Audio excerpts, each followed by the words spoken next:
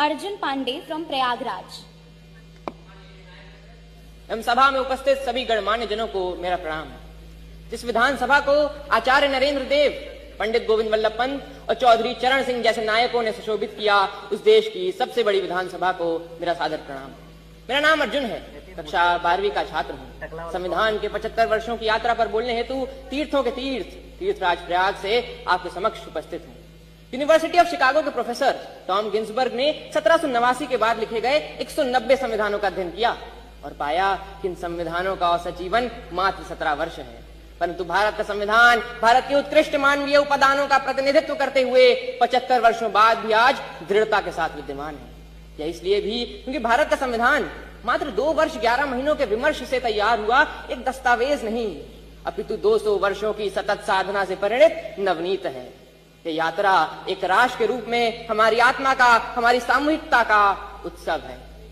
प्रसिद्ध जर्मन दार्शनिक Immanuel Kant ने अपनी पुस्तक क्रिटिक ऑफ प्रैक्टिकल रीजन में लिखा था कि constitution to be just must achieve the highest level of possible freedom for human individuals. Kant की इसी वैचारिकता को अपनी समस्त समग्रता में समेटने का काम संविधान ने किया और एक समावेशी लोकतंत्र संजोया। भारत का संविधान सिर्फ इसलिए बड़ा नहीं है क्योंकि इसमें 1.5 लाख शब्द हैं, अपितु इसलिए भी क्योंकि इसके पृष्ठों से महात्मा गांधी के हिंद स्वराज, भगत सिंह के क्रांति, अंबेडकर के सामाजिक न्याय और नेताजी बोस के संप्रभु और सशक्त भारत की आकांक्षाएं भी परिलक्षित होती हैं।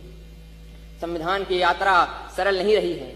अगर इसने 24 अप्रैल 1973 को केशवानंद भारती निर्णय के रूप में रक्षा का प्रयास देखा तो 1975 में आपातकाल के रूप में प्रहार भी देखा। संविधान हमारा वह दर्पण है जिसमें हम अपने अतीत को देखते हैं, वर्तमान को समझते हैं और भविष्य को गढ़ते हैं।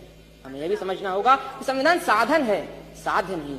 अब वो हमें जमीन तैयार करके तो दे सकता है, परंतु उस पर फसल बोने का काम हमारे ही जिम्मे है। ऐसे में हमें समझना होगा कि हमें एक ऐसे राष्ट्र का निर्माण करना है जिसके 6 स्तंभ हों: समता, समृद्धि, समन्वय, संस्कृति, सेवा और समर्पण। एक ऐसा भारत जहां हर व्यक्ति कह सके मैं भारत हूं और भारत मुझ में। जहां विश्व में तमाम जगह संवैधानिक मूल्यों के लिए, मताधिकार के लिए आंदोलन देखे गए, वहीं भारत में सहजता से प्राप्त मताधिकार एवं मौलिक अधिकारों ने शक्ति का संचार किया। हमारा ये कर्तव्य है कि हम एक ऐसे राष्ट्र का निर्माण करें जिसमें हर हाथ को अवसर मिले, हर सपने को ऊंचाई मिले और उसे पूरे करने का नैतिक साहस मिले। अंत में इतना ही कि हमने तहरीर की है कागजों पर सदियों की बातें, हमने तहरीर की है कागजों पर